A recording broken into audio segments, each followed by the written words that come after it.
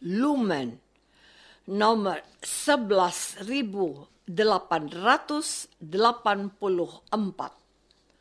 17 Februari 2025.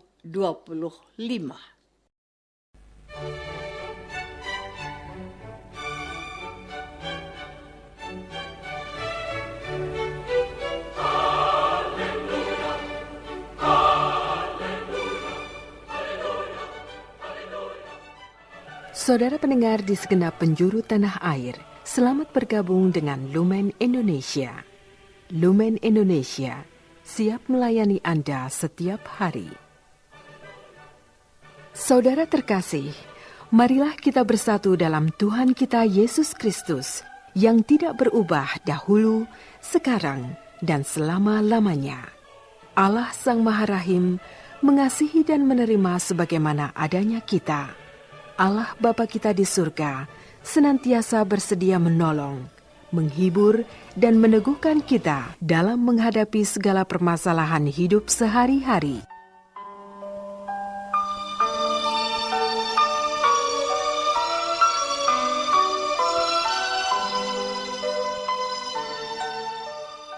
Saudara-saudari, marilah kita mendengarkan renungan dengan judul Tanda dari Surga.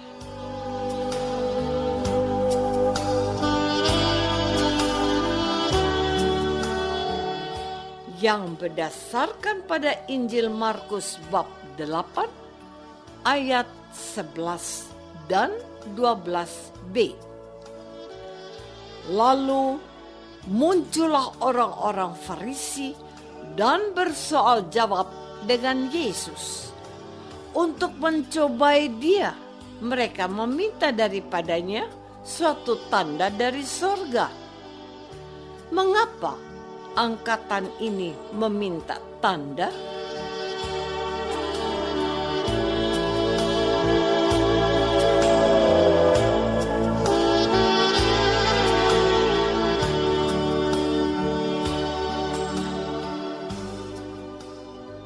Dalam nama Bapa dan Putra dan Roh Kudus.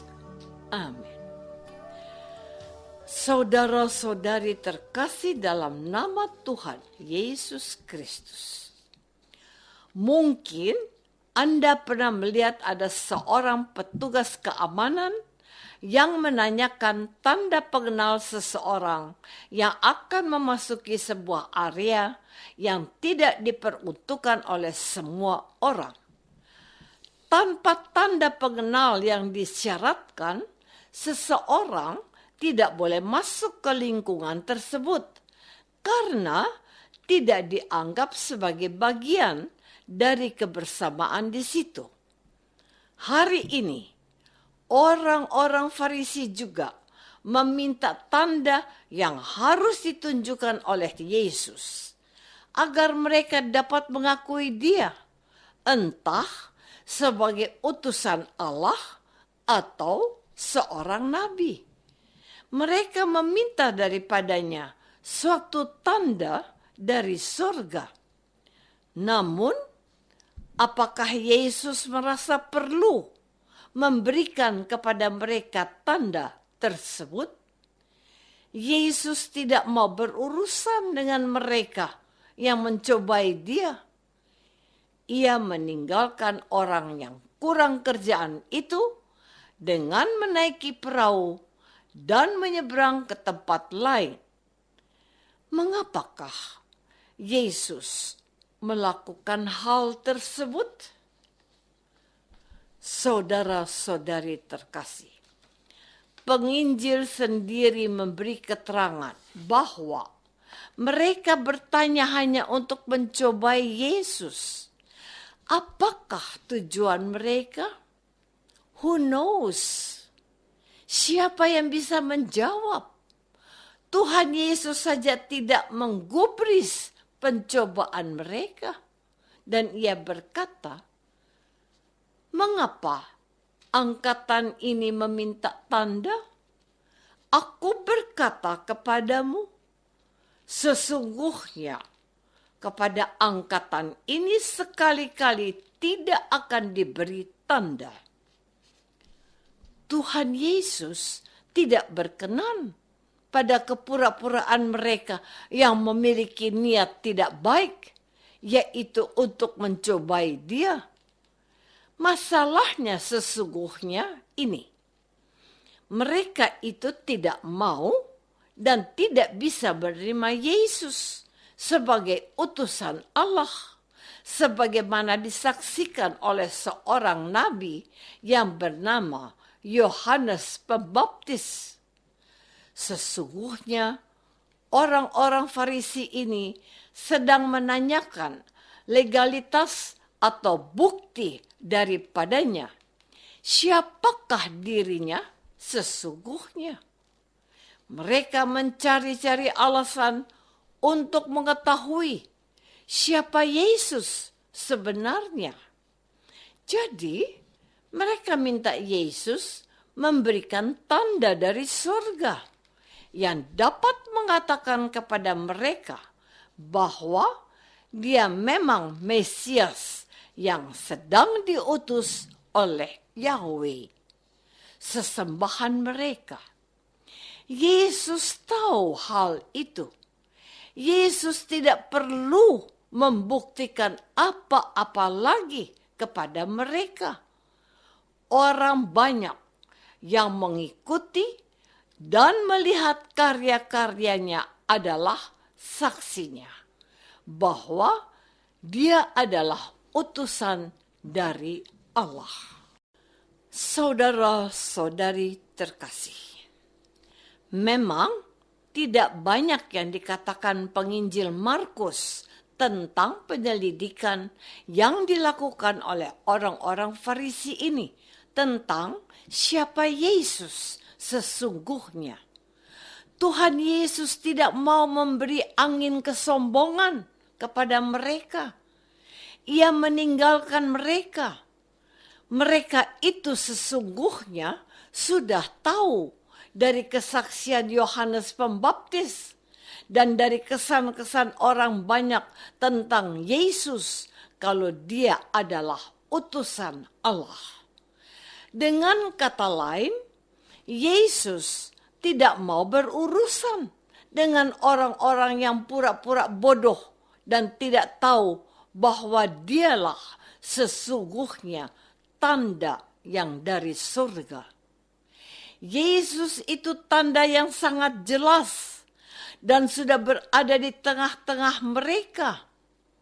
Orang-orang Farisi ini menempatkan dirinya sebagai orang-orang penting dalam masyarakat Yahudi. Mereka merasa diri sebagai pemimpin dan pengajar bangsa Yahudi. Apa urusan Yesus sehingga Ia juga mengajar bangsa Yahudi ini? Mereka tidak bisa menerima hal itu. Kalau Yesus mau menjadi seperti mereka, Yesus harus membuktikan dirinya berhak untuk mengajar bangsanya.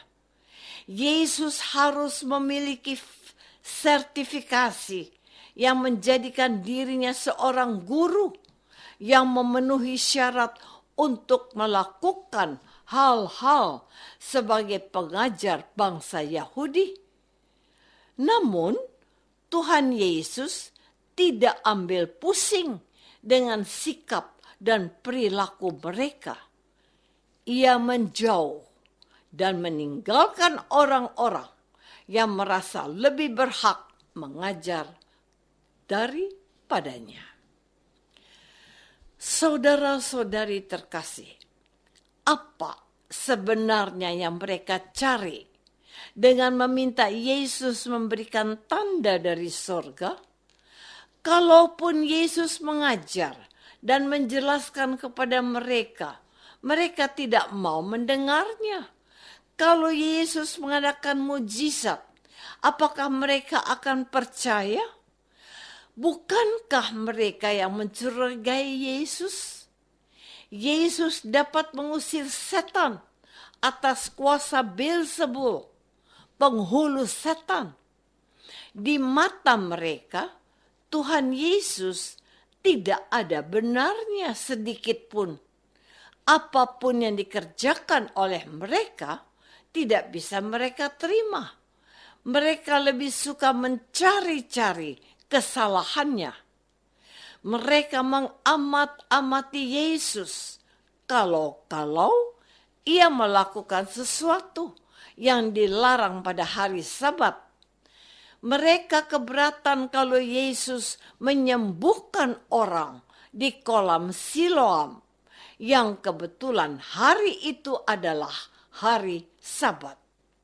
Singkat kata, tujuan mereka meminta tanda kepada Yesus untuk lebih dalam lagi mempersalahkan Yesus. Yesus capek dengan sikap mereka ini. Lupakan, tinggalkan kedegilan hati mereka. Tuhan Yesus itu tanda yang turun dari surga. Kita percaya akan hal itu, bahwa hari ini kita melihat ada orang-orang Farisi yang ngeyel dan ngotot meminta tanda dari surga. Tuhan Yesus tidak peduli. Kita pun harus bisa bersikap tegas kepada orang yang mencobai kita. Satu hal yang harus tetap kita lakukan, mendengarkan Yesus dan melakukan apa yang diperintahkannya dengan setia.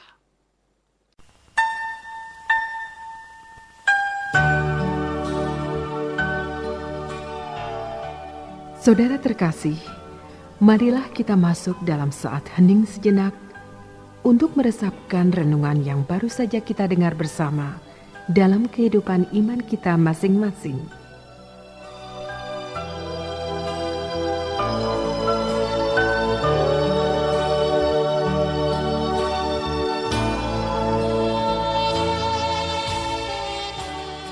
Apakah aku mau belajar dari Tuhan Yesus untuk melakukan kehendak Allah saja?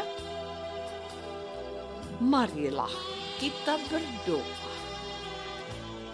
Bapa yang Maha Baik, kami percaya bahwa Yesus adalah Tuhan dan Juru Selamat yang turun dari surga. Berilah kami kemampuan dan kemantapan iman untuk mengandalkan Dia ketika kami dicobai, sebab Dialah Tuhan pengantara kami. Amin. Semoga kita semua selalu dinaungi dan dibimbing oleh berkat Allah yang Maha Kuasa. Dalam nama Bapa dan Putra dan Roh Kudus. Amin.